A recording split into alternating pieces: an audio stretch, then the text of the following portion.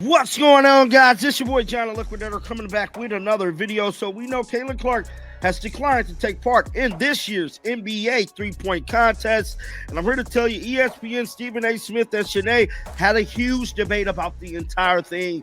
Guys, for this one here, we got to go all the way up to Indy. Let's get it. Basketball fans everywhere were stunned when Caitlin Clark dropped the mic and announced she wouldn't be participating in the NBA's three-point contest during this year's All-Star weekend. On the surface, it sounds wild.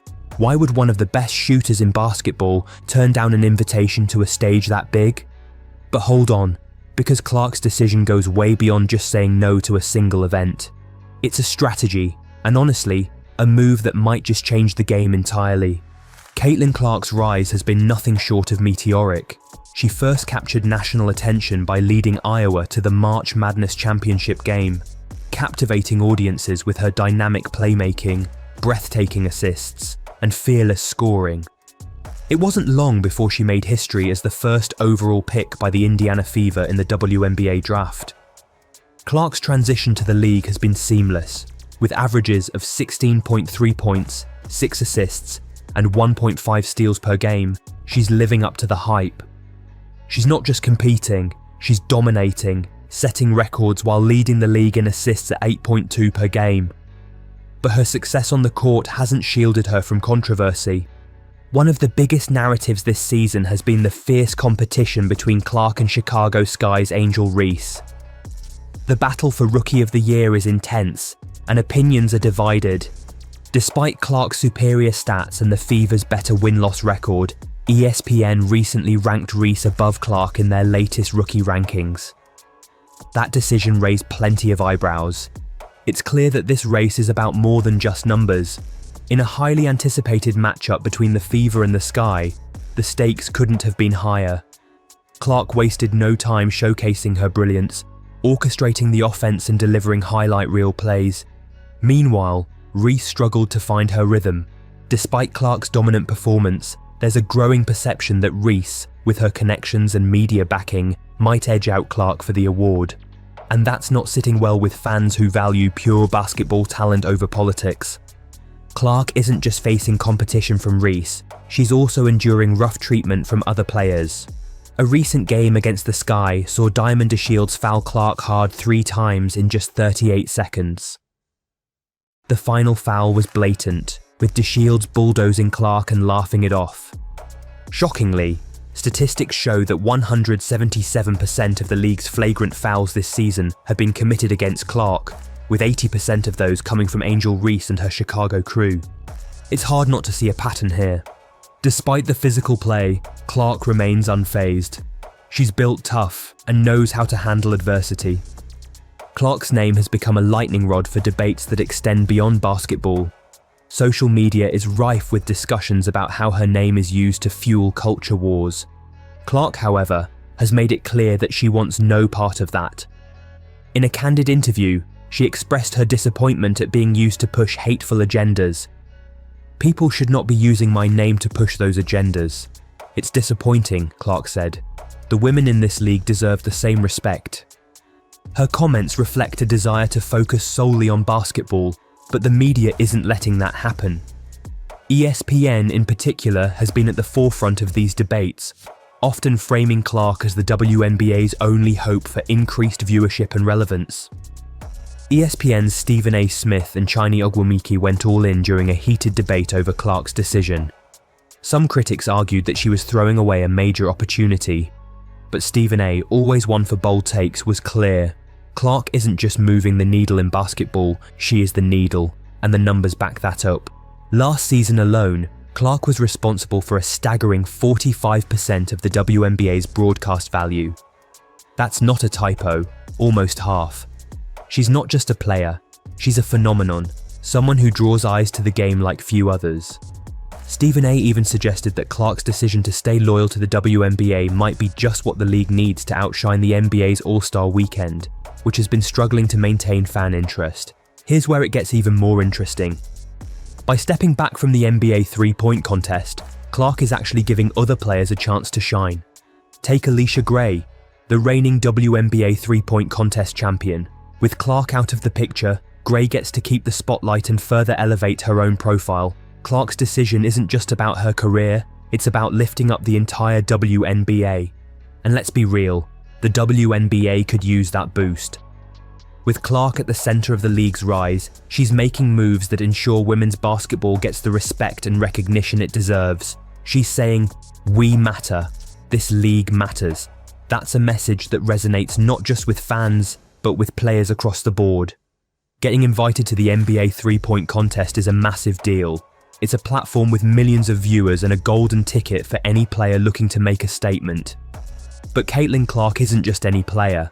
She's smart, calculated, and knows the power of timing. Her reason for turning down the NBA isn't about being a diva or trying to be difficult. In fact, it's quite the opposite. Clark reportedly wants her first three-point contest appearance to be in the WNBA All-Star Game set to take place in Indiana. And that is a power move. Imagine the scene. Clark shooting threes in front of her home crowd, creating a memorable moment in WNBA history. It's not just about the game, it's about legacy. Despite being one of the league's most prolific shooters, Clark cited the need for rest and preparation as her reasons for opting out. "It's not an easy thing to just show up to and shoot off a rack," Clark explained. "It's not something I've ever done before, and I haven't had time to practice." Her decision drew criticism from ESPN analyst David Dennis Jr., who argued that she had no excuse to decline. But Clark stood firm, emphasizing the importance of prioritizing her health and well-being after a whirlwind year. Interestingly, New York Liberty star Sabrina Ionescu also turned down the chance to participate, albeit without giving a reason. Their absences were notable, as both are among the league's best three-point shooters. Despite the media frenzy, Clark remains committed to giving back to the community. In a recent fundraiser event, she played one-on-one with kids and made lasting connections with young fans who had never attended a Fever game before. "It puts basketball into perspective," Clark said. "Those little kids were just begging to come to a Fever game.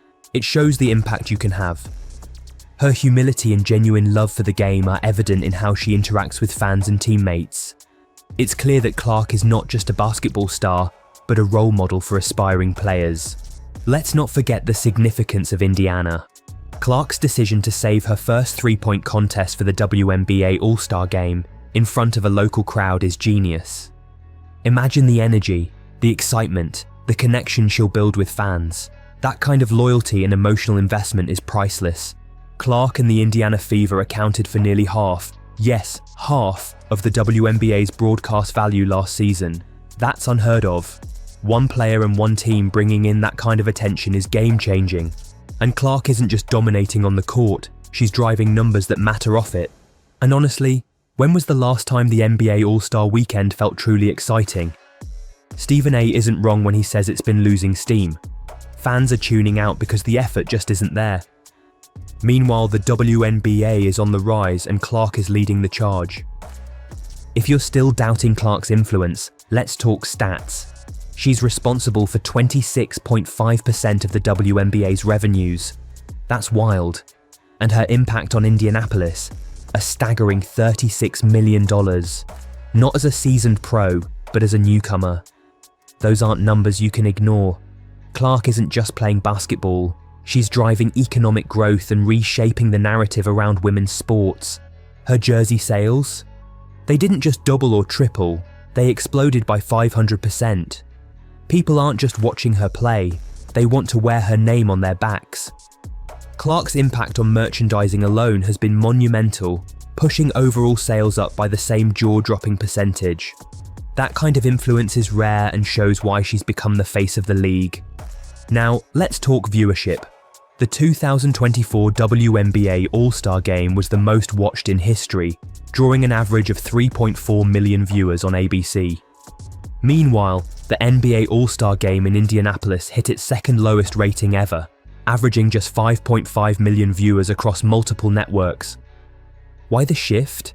Effort. WNBA players show up and give it their all every single time they step on the court. They hustle, dive for loose balls, and play like every game matters. Fans see that passion and respond to it. Stephen A. Smith didn't hold back, saying that NBA players treat All-Star Weekend like a glorified layup line with zero defense. And he's not wrong.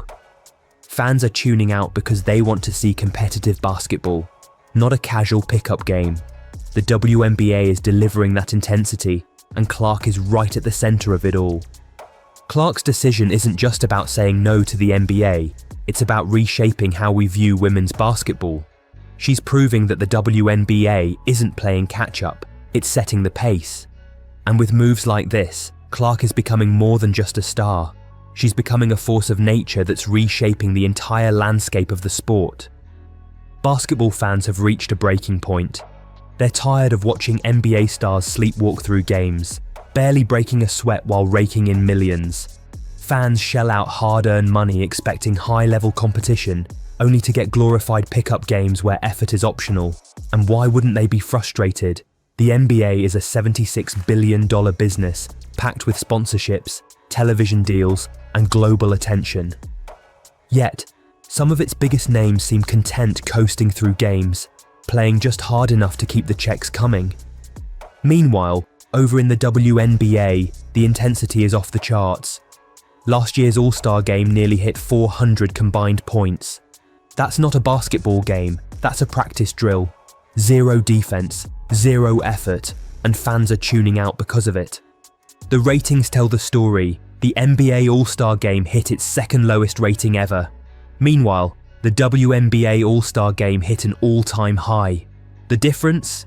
Effort. These women are fighting for every possession, hustling like the game depends on it, and playing with a level of heart that puts some of their male counterparts to shame. They're not just showing up, they're putting on a show worth watching.